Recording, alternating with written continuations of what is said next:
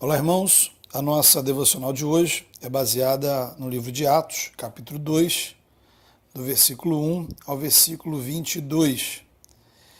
Esse texto nos fala de um evento que aconteceu no dia de Pentecostes e passou a ser conhecido pelos cristãos como Pentecostes. Naquela época, Pentecostes era uma festa em que os judeus comemoravam a colheita do trigo, ocorrendo 50 dias após a festa da Páscoa. E como Jesus ressuscitou dos mortos em um domingo de Páscoa, assim os eventos de Pentecostes aconteceram 50 dias após a ressurreição de Jesus. É interessante observar que os apóstolos e os primeiros cristãos, na hora de escolherem um dia para se reunirem e cultuar, escolheram justamente o domingo. Naquela época, o domingo era um dia normal de trabalho, não era feriado. Mas cada domingo era uma ocasião especial para celebrar a ressurreição de Jesus. Cada domingo eles se reuniam para comemorar: Jesus está vivo. Ele venceu a morte, ele venceu o pecado, ele venceu o mundo. O nosso libertador vive. Então, isso nos ajuda a responder por que os cristãos do mundo todo até hoje se reúnem aos domingos.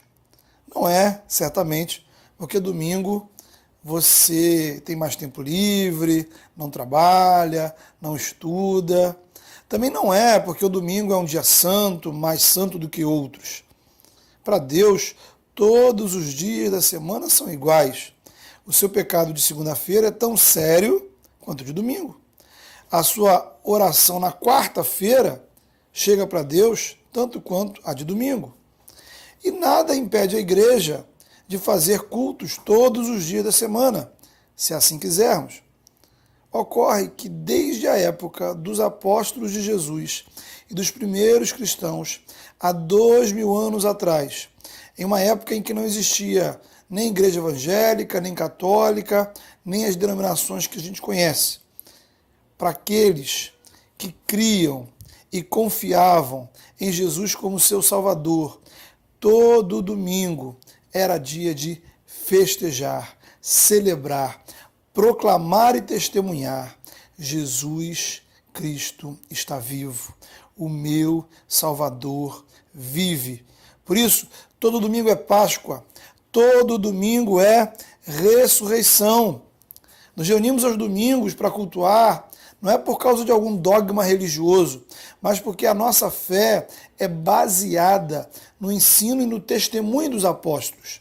Aqueles que andaram com Jesus, testemunharam ao vivo e a cores sua ressurreição e receberam dele a incumbência de liderar e ensinar a igreja. Portanto, exatos 50 dias após a sua ressurreição, Jesus cumpriu a promessa de enviar sobre os discípulos o Espírito Santo. Os discípulos estavam todos reunidos no mesmo lugar, o que nos faz lembrar a importância da comunhão, do estar junto. Deus age poderosamente quando estamos juntos. E de repente, ouviu-se um barulho muito grande, estrondoso, e todos os discípulos ali presentes, todos ficaram cheios do Espírito Santo. Dessa forma, o que nós chamamos de Pentecostes foi algo que aconteceu no dia de Pentecostes. Isto é, o Espírito Santo foi derramado sobre os discípulos de Jesus, não sobre alguns discípulos, não apenas sobre os homens, não apenas sobre os mais espirituais, não apenas sobre aqueles que estavam em jejum, sobre todos os discípulos reunidos. O barulho foi algo tão estrondoso que a cidade inteira escutou. E uma multidão se reuniu em torno de onde os discípulos estavam reunidos. Eram praticantes da religião judaica de diferentes nacionalidades que estavam em Jerusalém para a festa de Pentecostes. E quando essa multidão se aproxima do grupo dos discípulos, ouvem algo espetacular. Os discípulos estavam declarando proclamando as maravilhas de Deus. Vemos aqui o resultado da presença do Espírito Santo. O que acontece quando alguém fica cheio do Espírito Santo? Aqueles discípulos não estavam pulando, dançando, rindo descontroladamente. Eles estavam louvando a Deus, declarando as grandezas de Deus, proclamando, cantando em voz alta para quem quisesse ouvir que Deus é bom, falando da sua graça, do seu amor, do seu poder, da sua fidelidade. Aquela multidão não ouviu os discípulos contarem vantagem, falando das suas próprias grandes realizações, de como eles se tornaram pessoas prósperas, bem-sucedidas. Nada disso. Aquela multidão ficou impactada porque ouviu os discípulos declararem as grandezas de Deus. Isso é ser igreja. Isso é ser cristão. É permitir que a multidão de pessoas ao nosso redor ouça, através de nós, um único conteúdo: as grandezas de Deus. Estamos juntos para proclamar uns aos outros e dizer para o mundo que Deus é maravilhoso. Nos reunimos como igreja para cantar e dizer que Deus é bom, sua misericórdia dura para sempre, Ele perdoa os nossos pecados, nos resgata das trevas, nos livra da morte, nos dá vida eterna. Esse é o som que as pessoas devem ouvir da igreja. Esse é o som que Deus quer ouvir daqueles sobre quem Ele derrama o Espírito Santo. É o som dos salmos do Antigo Testamento, dos anjos no livro de Apocalipse. Agora, será que esse tem sido o som da sua vida? Será que quando as pessoas se aproximam de você, é isso que elas ouvem? Será que aquilo que temos declarado com os nossos lábios, testemunhado, são as grandezas de Deus? Qual tem sido a sua disposição para louvar a Deus, para cantar, para declarar as grandezas de Deus, para cultuar, para engrandecer a Deus junto com o povo de Deus? A presença do Espírito Santo na sua vida tem te impulsionado a isso? Se você acredita que Jesus é o seu Salvador, se você crê que Ele morreu na cruz por você, se você tem a convicção que Ele perdoou todos os seus pecados, se você entende que Ele garante acesso à presença do Deus Todo-Poderoso, que Ele te dá o Espírito Santo, te dá vida eterna, aí, na hora de louvar a Deus, na hora de servir a Deus, esse Jesus, você vai dizer que está cansado, desanimado, com preguiça. Tem alguma coisa errada, profundamente errada. Ou esse Deus que você diz acreditar, ou esse Jesus que você diz conhecer, não é tão grande assim, não é tão bom assim, ou a sua fé, você está com um problema espiritual sério. Se eu preciso de uma motivação, de um estímulo para, como cristão, me reunir e cultuar ao Senhor, se eu preciso de uma motivação extra para poder servir a Deus, me empenhar no reino de Deus, é porque eu ainda não conheci Jesus de verdade. E se eu acho que conheci, é porque então, ou eu já me esqueci de quem Ele é, de quão grande Ele é, de quão maravilhoso Ele é, do que Ele fez por mim, ou mesmo talvez o Jesus que eu conheci não me foi apresentado adequadamente, porque a motivação para servirmos a Deus, a motivação para sermos igreja, a motivação para nos reunirmos em culto, a motivação de nos envolvermos na obra do Senhor, a motivação de testemunhar do Evangelho aos outros, a motivação de contribuir com o reino de Deus, é o próprio Jesus. É o Evangelho, é a graça, é a salvação, é o amor que Ele revelou na cruz, amor que experimentamos em nossa vida pela ação e presença do Espírito. Há uma palavrinha muito usada antigamente para definir o que nos falta: fervor. Falta-nos fervor, alegria da salvação. Falta um coração empolgado com as grandezas de Deus, apaixonado pela graça do Senhor. Falta-nos uma vida cheia do Espírito. É muito comum as pessoas medirem sua vida espiritual pela igreja ou pelos outros crentes. Alguma coisa assim. Eu digo, bem, considerando as pessoas da minha igreja, os crentes que eu conheço, considerando que esses líderes merecem, porque fazem, minha vida cristã está muito boa. Minha vida cristã está no nível. O problema é que essa minha avaliação está errada. Eu não posso medir a minha vida espiritual pela igreja. Eu não posso medir a minha vida espiritual pelas pessoas. Eu preciso avaliar a minha vida espiritual pelo tamanho do Jesus revelado nas Escrituras. Eu preciso avaliar a minha vida espiritual, as minhas atitudes espirituais, com base naquilo que Jesus, o Senhor da minha vida, revelou na sua palavra. Fez por mim quem Ele é. Veja, não estamos falando de perfeição moral. O inimigo, aliás, é que vai usar os seus pecados para te afastar de Deus. O Evangelho resolve esse problema, porque encontramos alguém que não nos trata segundo os nossos pecados.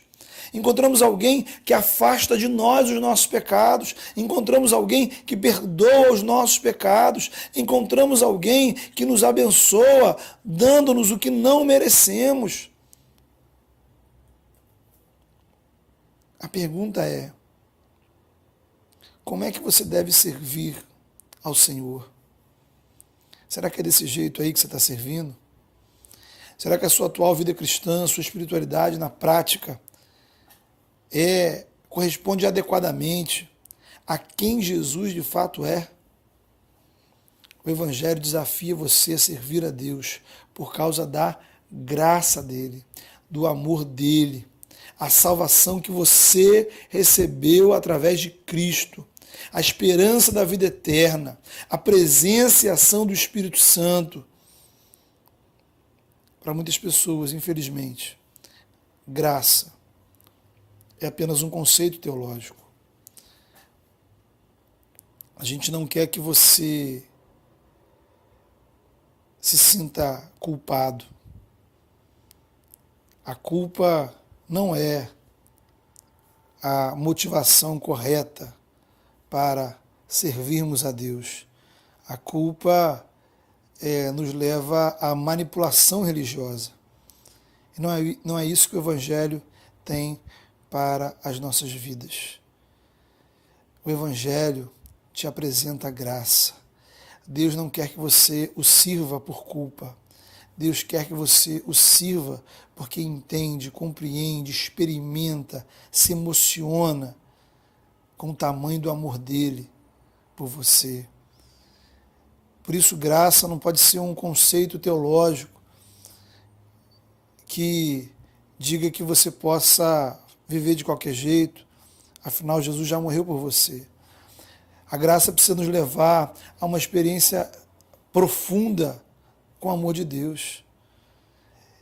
E, a não ser que a nossa Bíblia esteja errada, todas as pessoas que experimentam na sua vida a profundidade desse amor vão numa mesma direção. Elas passam a servir a Deus com dedicação, louvar a Deus com intensidade, testemunhar desse amor no seu dia a dia. Essa é a obra do Espírito na nossa vida. Talvez você precise parar e refletir com seriedade sobre o tamanho desse amor por você, o tamanho do amor de Deus, o tamanho da graça de Deus. E se a resposta de vida cristã que você tem apresentado é a resposta adequada. Aquela multidão ficou ali perplexa diante dos discípulos.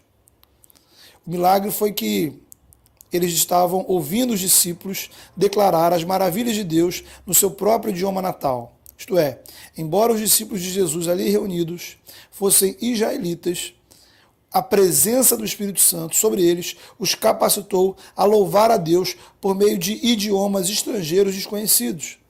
Eles falavam das grandezas de Deus em línguas diferentes, idiomas que até aquele momento não conheciam. Foi algo tão incrível que a multidão ficou atônita, perplexa, paralisada.